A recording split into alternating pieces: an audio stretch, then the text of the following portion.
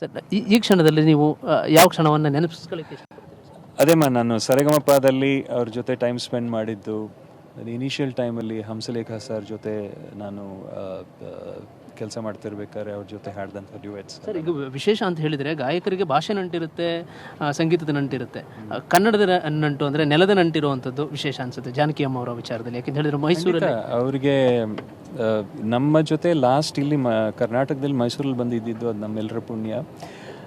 But singing ಅಂತ ಬಂದಾಗ ಅವ್ರಿಗೆ ಮಲಯಾಳಂ ಹಾಡಿದಾಗ ಮಲಯಾಳಂ ಥರ ಹಾಡ್ತಾಯಿದ್ರು, ತಮಿಳ್ ಹಾಡಿದಾಗ ತಮಿಳಲ್ಲಿ ಹಾಡ್ದಂಗೆ ಇತ್ತು. ನಮ್ಮ ಭಾಷೆ ಕೇಳೋ ಅವಶ್ಯಕತೆ ಏನಿಲ್ಲ. ಸೊ ಹಾಗಾಗಿ I mean she is one of a kind, ಅಷ್ಟೇ ಒನ್ ಆಫ್ ಅ ಕೈಂಡ್. ನಮ್ಮೆಲ್ಲರ ಪುಣ್ಯ ಇಂಥ ಒಂದು ಪ್ರತಿಭೆ ಅವರ ಮೂಲಕ ಇಷ್ಟೊಂದು ಹಾಡುಗಳು ನಮ್ಗೆ ಸಿಕ್ಕಿರೋದು ನಮ್ಮ ಪುಣ್ಯನೇ. ನಿಮ್ಮ ಡೆಡಿಕೇಶನ್ ಸರ್ ಈ ಟೈಮಲ್ಲಿ ಯಾವ ಹಾಡಿನ ಮುಖಾಂತರ? ಅದೇ ಹೇಳಿದೆ ಅಲ್ವಾ, ತೆರೆದಿದೆ ಮನೆ is also beautiful song. Which ತೆರೆದಿದೆ ಮನೆ ಬಾತಿಥಿ, ಹೊಸ ಬೆಳಕಿನ ಹೊಸ ಗಾಳಿಯ ಹೊಸ ಬಾಳನು ತಾತಿಥಿ. Thank you sir. ಇದು ಗಾಯಕ ರಾಜೇಶ್ ಕೃಷ್ಣನ್ ಅವರ ಮಾತುಗಳು. ಕ್ಯಾಮ್ರಾ ಪರ್ಸನ್ ಸಿದ್ದು ಜೊತೆ ಪುನೀತ್ TV5 ಮೈಸೂರು. ಇದ್ದಾಗ ಆಕಾಶ ದೀಪವು ನೀನು ಕಂದ ಬಾಪ, ಆ ಕಂದ ಆ ಹುಡುಗ ಆಯಿತು ಅಂದಾಗ ಪ್ರೀತಿ ವಿಶ್ವಾಸ ಅದೆಷ್ಟು ಕಂತ ಇತ್ತು. ಕಳ್ಕೊಂಡಿದ್ದೀವಿ. ಯಾಕಂದರೆ ಪ್ರತಿ ಕ್ಷಣ ಜ್ಞಾಪಕ ಬರ್ತಾ ಇರುತ್ತೆ. ಒಂದಂತೂ ನಿಜ,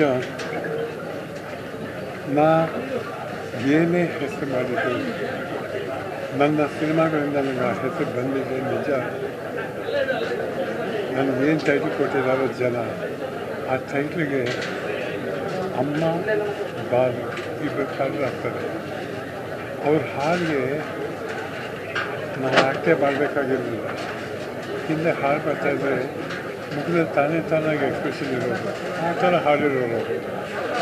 ಆ್ಯಕ್ಟಿಂಗು ನಮಗೆ ತುಂಬ ಈಸಿ ಮಾಡಿಕೊಟ್ಟ ಅಮ್ಮ ಬಾಲು ಇಬ್ಬರು. ಎಷ್ಟು ಯಾವ ಹಾಡು ದುಃಖದ, ಸಂತೋಷದ, ರೊಮ್ಯಾಂಟಿಕ್ಕ ಯಾವುದೇ ಆಗಲಿ ಅದಕ್ಕೆ ತಕ್ಕ ಹಾಗೆ ಹಾಡ್ತಾ ಇರೋದು. ಇವತ್ತು ಆ ಹಾಡುಗಳು ಕೇಳ್ತಾ ಇದ್ದಾಗ ಸತ್ಯದ ಮಾತು ಹೇಳ್ತೀನಿ. ನನ್ನ ಹಾಡು ನಾ ಕೇಳಿದಾಗ ನಾನು ಜ್ಞಾಪಕ ಬರೋಲ್ಲ. ನನಗೆ ಅಮ್ಮನ ಮುಖ ಜ್ಞಾಪಕ ಬರ್ತದೆ, ಬಾಲನ ಮುಖ ಜ್ಞಾಪಕ ಬರ್ತದೆ. ಹಾಡುವಾಗ ಅವ್ರು ಹೇಗೆ ಆಡ್ತಿದ್ರು ಅದೇ ಜ್ಞಾಪಕ ಬರುತ್ತೆ.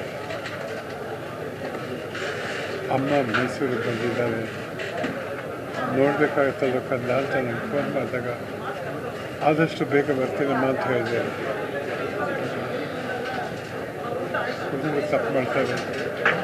ಅಮ್ಮ ಕೇಳಿದಾಗ ಬಂದಿರಬೇಕಾಗಿತ್ತು, ಅಮ್ಮನ ನೋಡ್ಬೋದಾಗಿತ್ತು, ಮಾತಾಡ್ಬೋದಾಗಿತ್ತು. ಏನೋ ಪ್ರೀತಿಯಿಂದ ಬರ್ತೀನಿ ಇದೆ. ಆದರೆ ಇವತ್ತು ಹೀಗೆ ಬರಬೇಕಾಗುತ್ತೆ ಅಂತ ನಾನು ಅಂದ್ಕೊಂಡಿರಲಿಲ್ಲ.